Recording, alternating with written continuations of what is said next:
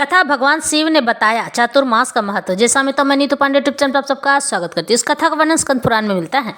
कहते हैं कि चतुर्मास यानी सावन भादौ आश्विन कार्तिक इन 4 महीनों में जो भगवान शिव और भगवान विष्णु की स्तुति कर लेता है वह जन्म और मृत्यु के चक्र से आज़ाद हो जाता है।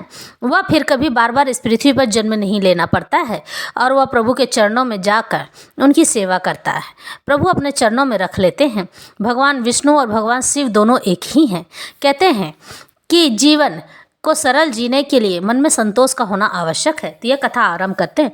महादेव जी कहते हैं, भगवान शिव कहते हैं, जब शरीर में ममता नहीं रह जाती है, जब चित्त यानी मन अत्यंत निर्मल होता है यानी कि एकदम सरल हो जाता है, और जब श्री हरि में भक्ति योग दृढ़ हो जाता है यानी कि ईश्वर की भक्ति करने का मन बड़ा ही करता है, तब कर्म से बंधन नहीं होता है। कर्म जो हम अपनों से जुड़कर करते हैं यानी कि मन में किसी भी चीज़ को लेकर लालच या फिर किसी के साथ रहना, उससे माया हो जाना, ये सब कर्म ही हैं। जब कर्म करते हुए ही मनुष्यों का मन सदा शांत रहे तब योग में ही सिद्धि प्राप्त होती है। यानी कि जो मनुष्य अपने परिवार का भरण पोषण करता है और इस कर्म को करते हुए ही वह मन में शांति बना रखता है, घर में कलह कचकच बहुत हो रही लेकिन तब भी उसके मन में शांति है, तो यूँ समझ लीजिए कि उसे सिद्धि प्राप्त हो चुकी बिना तपस्या किए ही। भगवान विष्णु को कर्मों के स्वामी माना जाता है। उनमें सब कर्मों का समर्पण करके मनुष्य संसार बंधन से छूट जाता है। जब भी ऐसी स्थिति आए कि बार बार आप कर्मों के कारण आपको जन्म मरण के चक्र में आना पड़ता है, तो आप अपने सारे कर्मों को भगवान विष्णु को सौंप दीजिए। यही उत्तम ज्ञान है, यही उत्तम तपस्या है और यही उत्तम श्रेय है कि भगवान श्री कृष्ण को सर्वकर्म समर्पण भगवान विष्णु को कर दिया जाए। यही निर्मल योग है। इसी को निर्गुण कहा गया है, जिसमें कोई गुण नहीं होता है। संसार में वही ज्ञानवान, वही योगियों में अग्रणी सबसे आगे है, वही महायज्ञों का अनुष्ठान करने वाला है जो श्री हरि के चरणों में भक्ति रखता है। निरंजन भगवान विष्णु को जान लेने पर जिसने मनों में, कर्म में और वाणी में दंड को धारण किया है यानी इन तीनों को वश में कर लिया है, वही त्रिदंडी यानी तीनों प्रकार से जानने योग्य है। अज्ञानी सदा बंधनात्मक कर्म द्वारा बांधा जाता है। द्विजों को स्तुतियों, श्रुतियों और स्मृतियों के अनुशीलन से मोक्ष का मार्ग प्राप्त होता है। यह मोक्ष मानो एक नगर है जिसके 4 दरवाजे हैं। उन दरवाजों पर सम आदि 4 द्वार पर सदा ही विराजमान होते हैं। वे ही मोक्ष नगर में प्रवेश कराने वाले हैं। इसलिए मनुष्यों को पहले उन्हीं 4 का सेवन करना चाहिए, उन्हीं 4 का नाम लेना चाहिए। उनके नाम इस प्रकार है: शम सद्विचार, संतोष और साधु संग। सम मन में संतोष रखना, अपने मन को कहीं इधर उधर भटकने नहीं देना। सद्विचार यानी कि अपने आचार, अपने व्यवहार को एकदम सदाचार रखना, शांत रखना। संतोष, किसी भी चीज़ का लालच ना करना। साधु संग यानी कि साधु लोगों का हमेशा सत्संग सुनना और उनकी सेवा करना। ये 4 जिनके हाथ में उनकी बुद्धि सिद्धि दूर नहीं है। भगवान विष्णु की भक्ति तथा उत्तम धर्म के आचरण से मनुष्यों को योग सिद्धि प्राप्त होती है। मनुष्य ज्ञान के लिए विद्यालयों में भटकता फिरता है। यदि कहीं सद्गुरु प्राप्त हो जाए तो उनसे तत्काल निर्मल दीप शिखा की भांति यथार्थ ज्ञान की उपलब्धि हो जाती है। राग और द्वेष छोड़कर जो क्रोध और लोभ से रहित हो गया है, जिसकी सब जगह समान दृष्टि है, एक समान देखता है, जो विष्णु भक्त का दर्शन करता है, जिसके हृदय में मन में जीवों के प्रति दया का भाव स्थिर है तथा जो शौच एवं सदाचार से युक्त है, वह योगी कभी दुखी नहीं पाता है। जो माया आदि के आवरणों से रहित तथा मिथ्या वस्तु से विरक्त है और कुसंग से दूर रहता है, वह योग सिद्धि पुरुष है। बुद्धि 2 प्रकार की होती है, एक त्याज और दूसरी गम्य यानी कि त्याज मतलब त्याग देने वाला, दूसरी गुप्त जो मन में है। संसार विषयक बुद्धि त्याग देने योग्य है और पर ब्रह्म के चिंतन में लगने वाली कल्याणमय बुद्धि ग्रहण करने योग्य है। पार्वती श्री विष्णु जी का जो साकार और निराकार स्वरूप है, उसमें प्रतिष्ठित होने वाले इस अक्षर, अव्यक्त, अमृत और संपूर्ण तत्व को बताया गया। इस प्रकार जानकर योगी पुरुष संसार बंधन से मुक्त हो जाते हैं। मनुष्य सद्गुरु के उपदेश से इस ज्ञान को पाता है। जब उसके ऊपर गुरु प्रसन्नचित होते तब मानो संपूर्ण विश्व प्रसन्न हो जाता है। जिसने गुरु को संतुष्ट किया उसने समस्त देवताओं और पितरों को भी संतुष्ट कर लिया। गुरु का उपदेश, भगवत प्रतिमा का पूजन, उत्तम विचार, सब में मन का तत्पर होना और ज्ञान पूर्वक कर्म का अनुष्ठान करना है। यह सब मोक्ष सिद्धि का लक्षण है।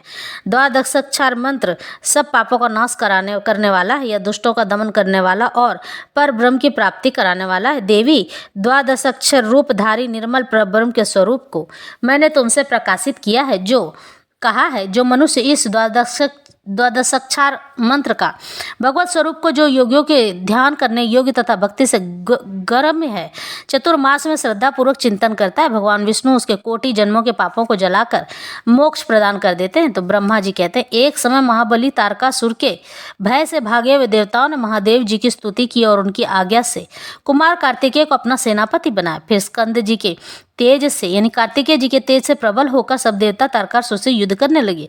उस समय देवताओं ने दानवों की सेना को मार गिराया। भगवान विष्णु के चक्र से छिन्न भिन्न होकर सहस्त्रों दैत्य पृथ्वी पर गिर पड़े। युद्ध में दानव सेना को नष्ट होती देख तारकासुर देवताओं का सामना करने लगा। देवेश्वर स्कंद ने कार्तिकेय जी ने बाणों की बौछार से उनकी सेना को शीघ्र ही तितर बितर कर डाला। उसके बाद भगवान विष्णु की प्रेरणा से कार्तिकेय जी ने शक्ति का प्रहार करके सारथी सहित तारकासुर को क्षण भर में भस्म कर दिया। शेष दैत्य तारकासुर को मरा हुआ देख पाताल में भाग गए। तब देवताओं ने कुमार के पराक्रम की भूरी भूरी प्रशंसा की, बहुत तरह से प्रशंसा की। विजय प्राप्त करके शिव आदि सब देवताओं ने स्वामी कार्तिकेय को देवताओं के सेनापति पद पर अभिषिक्त किया, उन्हें सेनापति बना दिया देवताओं का। इस प्रकार तारकासुर को मार का 7वें दिन बालक कार्तिकेय ने मंदराचल पर जा अपने माता पिता को प्रसन्न किया।